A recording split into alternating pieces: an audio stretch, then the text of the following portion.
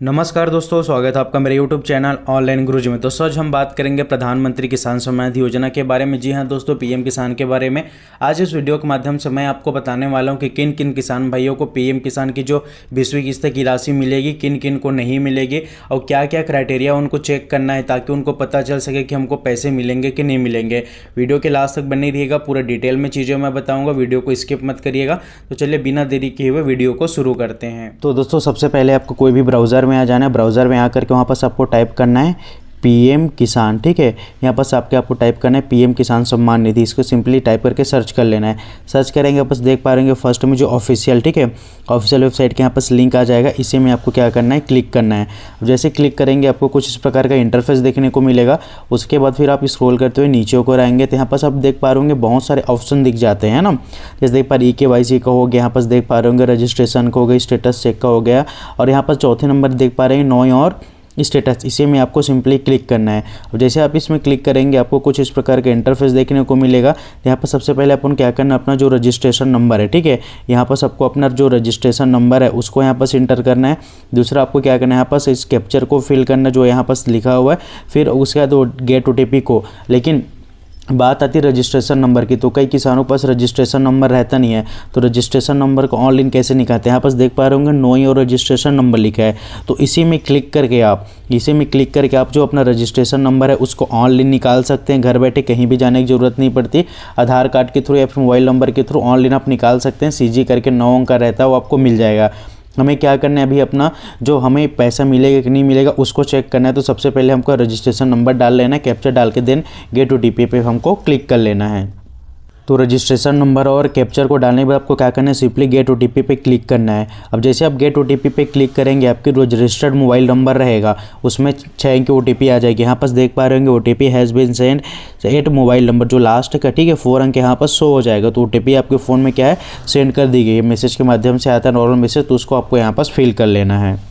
OTP को fill करने के बाद आपको क्या करना है, यहाँ पास देख पा रहे होंगे जो गेट डाटा लिखा है, ठीक है, इसी में आपको सिंपली क्लिक करना है। अब जैसे गेट डाटा में क्लिक करें पेज थोड़ी देर के लोडिंग लेगा, उसके बाद आपको कुछ इस प्रकार के इंटरफेस दिखेगा। अब नीचे को जैसे स्क्रॉल करते हुए आएंगे, यहाँ पास फर्स्ट में आपको पर्सनल इन्फॉर्मेशन दिख जाता है। पर्सनल इन्फॉर्मेशन में जैसे कि रजिस्ट्रेशन नंबर यहाँ पर शो हो जाएगा, ठीक है, डेट ऑफ रजिस्ट्रेशन हो जाए कि आपने कौन सी डेट में इसको रजिस्ट्रेशन किया है करके।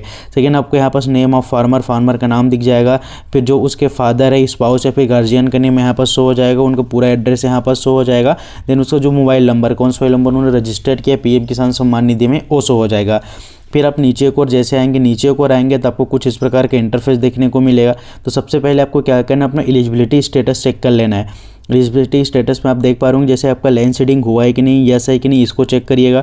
दूसरा आपका KYC हुआ है कि नहीं। अगर लैंड सीडिंग सही नहीं थी, लैंड सीडिंग कराने के लिए अपने क्षेत्र के जो कृषि विभाग में आप जा सकते हैं, या फिर आपके क्षेत्र के जो पटवारी महोदय उनसे संपर्क कर सकते हैं। दूसरा KYC क्या है, ऑनलाइन के माध्यम से होता है, ऑनलाइन OTP के थ्रू कर सकते हैं, या फिर कोई भी CSC सेंटर में या फिर कृषि विभाग में जाके बायोमेट्रिक के थ्रू आप करा सकते हैं। उसके बाद हम लोग बात करते हैं, यहाँ पर देख पा रहे होंगे आधार सीडिंग की। ये मेन है, आधार सीडिंग मेन इसलिए है क्योंकि जो हमारे पैसा पहले क्या आता था, अकाउंट नंबर के थ्रू आता था, अकाउंट नंबर FSC कोड डालते थे, फिर हमारे खाते में पैसा ट्रांसफ़र होता था। लेकिन अभी गवर्नमेंट ने क्या किया है, आधार बैंक अकाउंट सीडिंग मतलब DBT के थ्रू आता है। DBT मतलब होता है डायरेक्ट बेनिफिशियरी ट्रांसफ़र, DBT के थ्रू आता है। इसमें क्या था, हमारे जो आधार कार्ड में, ठीक है, जो बैंक अकाउंट नंबर सीडिंग रहेगा पैसे उसी में ट्रांसफ़र होगा। तो इसको चेक कर लीजिएगा। अगर किसी फार्मर का आधार सीडिंग नो है या फिर, ठीक है, यहाँ पर नो लिखा रहता है, नो करके लिखा रहता है, यहाँ पर अगर नो आ रहा है तो उस फार्मर को पैसा नहीं मिलेगा। इसको आप ज़रूर से मेक श्योर कर लीजिएगा कि ये चीज़ है कि नहीं। अगर नहीं है तो अपने जिस भी बैंक में पैसे, जैसे कि अगर आपके पास फॉर एग्जांपल के लिए एक SBI बैंक का खाता है, ठीक है, और एक है PNB बैंक का, लेकिन आपको अभी कंफर्म नहीं है कि कौन से बैंक में, ठीक है, मेरा खाता सीडिंग है कि नहीं करके, तो उसको भी ऑनलाइन चेक कर सकते हो। उसका भी वीडियो मैंने ऑलरेडी बना कर रखा है, यहाँ पर पिन कमेंट दे दूँगा, या फिर अगर वीडियो ना मिले तो मैं एक नया वीडियो बना कर आपको बता दूँगा कि हमारा आधार सीडिंग कौन से बैंक में कैसे चेक कर सकते हैं करके, ठीक है। तो आधार सीडिंग कराना बहुत जरूरी है। अगर आधार सीडिंग कराना चाह रहे हैं तो जैसे कि आपके पास SBI का भी है, ठीक है, और PNB का है, तो अगर आप लेना चाह रहे हैं SBI में तो SBI के बैंक में जाइए, वहाँ जाकर उनको बोलिए कि मुझे आधार सीडिंग कराना, वो लोग आधार सीडिंग कर देंगे। 7 दिन के अंदर में आधार सीडिंग कंप्लीट हो जाता है। यहाँ पर जैसे नीचे में देख भी पा रहे हो, डिस्क्लेमर में लिखा भी हुआ है, if you have linked your Aadhaar number to bank account ठीक है। सेंटली please wait 15 days for appear in the portal. 15 दिन का समय उधर से होने में 7 दिन का, इसमें अब ठीक है पोर्टल में अपडेट होने में 15 दिन का समय लग सकता है, इसका ध्यान रखिएगा। तो अगर KYC नहीं KYC करवा लीजिए, लैंड सीडिंग करा लीजिए, आधार सीडिंग करा लीजिए। फिर आते हम नीचे, ये मेन है, यहाँ पर देख पा रहे होंगे latest installment detail. Latest installment detail में आपको देखना ये है, ठीक है। यहाँ पास आपको जो FTO है, ठीक है, FTO प्रोसेस लिखा है, यस है। यहाँ पास जो एक बार पेमेंट, ठीक है, पेमेंट स्टेटस में यहाँ पास पेमेंट प्रोसेस लिखा है। अब आपको क्या क्या चेक बताना चाहूँगा, ये पैसे कैसे आते हैं।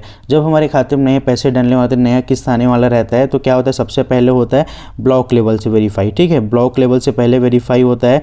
उसके बाद फिर डिस्ट्रिक्ट लेवल से वेरीफाई होता है। डिस्ट्रिक्ट लेवल से वेरीफाई होने के बाद फिर जाता है waiting for approval by state, उसमें वेटिंग के जाता है स्टेट के अप्रूवल के लिए कि इनके खाते में पैसा डालना है कि नहीं डालना है, ठीक है। उसके बाद हो जाता है RFT साइन होता है, request for fund transfer, RFT sign होता है। RFT का आपने देखा होगा, ठीक है, RFT साइंड ऐसे करके लिखा रहता है ना, तो ये होता है। उसके बाद फिर क्या होता है, FTO प्रोसेस होता है। FTO प्रोसेस, ये वाला जो प्रोसेस FTO प्रोसेस होता है, फंड ट्रांसफ़र ऑर्डर इसका फुल फॉर्म है, तो FTO प्रोसेस होता है। उसके बाद फिर पेमेंट प्रोसेस आता है। अब पेमेंट प्रोसेस यहाँ पर लिखा हुआ है, इसलिए आ रहा है क्योंकि अभी पैसा डला नहीं, अभी प्रोसेस में है।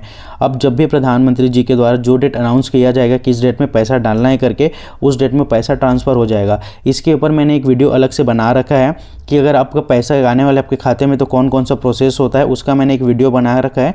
उसमें मैं आपको बताया हूँ चीज़ों को कि कैसा पैसा आता है, किस प्रकार से आता है, कौन से डेट को बैंक को कार्ड भेजा जाता है। तो मैं एक चेक करने का जो PFMS है ना, उसमें चेक करने का एक तरीका है, उसमें मैंने ऑलरेडी बता रखी है सारी चीज़ें। उसका भी मैं यहाँ पर आपको लिंक दे दूंगा उस वीडियो का, आप वहाँ से जा करके देख सकते हैं। बिल्कुल कुछ दिक्कत नहीं होगा, एकदम आसानी से आप देख सकते हैं, ठीक है। उसको तो उस प्रकार से आप चेक कर सकते हैं। तो अभी क्या है, अभी पेंडिंग, हमारे बैंक के पास सारी डिटेल बताना चाहूँगा, बैंक के पास हमारी सारी डिटेल जा चुकी है, ठीक है। बैंक के पास सारी हमारी डिटेल जा चुकी है। जिस दिन प्रधानमंत्री जी बोलेंगे पैसा ट्रांसफ़र करने किसानों के खाते में, उस दिन आपके खाते में पैसा ट्रांसफ़र हो जाए, पूरा प्रोसेस हो चुका है। तो आपको ये चीज़ें चेक करने, अगर जिन किसान भाइयों का ये सारी चीज़ें सही हैं, ये सारी चीज़ें जिन भी किसान भाइयों का सही है, उनके खाते में ये जो किस्त आ जाएगी। अब मेरे में 5वीं किस्त इसलिए दिखा रहा है क्योंकि मैंने फॉर्म को लेट से भरा था। मैंने आपको शुरुआत में ही बताया था, यहाँ पर देख पा रहे होंगे जो मेरा फॉर्म भराया है 18/1/2024 को भरा है, इसलिए मेरे को 5वीं मिल रही है। अगर मैंने 2018 से फॉर्म भर के रखा रहता, क्योंकि फरवरी 2019 में फर्स्ट किस्त मिली थी किसानों के खाते में, तो उस टाइम से अगर मैंने फॉर्म भर के रखा रहता तो मेरे को 20वीं किस्त मिलता, ठीक है। लेकिन मैंने फॉर्म का बगैर बहुत लेट से भरा है, इसलिए मेरे को 5वां किस्त मिल रहा है। क्योंकि जिस दिन से फॉर्म भरेंगे उसी दिन से होगा ना, पहले के पैसे हमको देंगी नहीं गवर्नमेंट, जिस दिन से फॉर्म भरा है उसी दिन के मिलेगी। इसलिए मैंने 2024 से किया था, मुझे 2024 के बाद का जितना भी पैसा मुझे मिल रहा है। तो आशा करता हूँ आप लोग को हमारा यह वीडियो पसंद आया होगा। वीडियो पसंद आए तो वीडियो को लाइक करें, चैनल को सब्सक्राइब करें और इसी तरह की इन्फॉर्मेटिव वीडियो पाने के लिए आप हमारे साथ जुड़े रहे। धन्यवाद दोस्तों।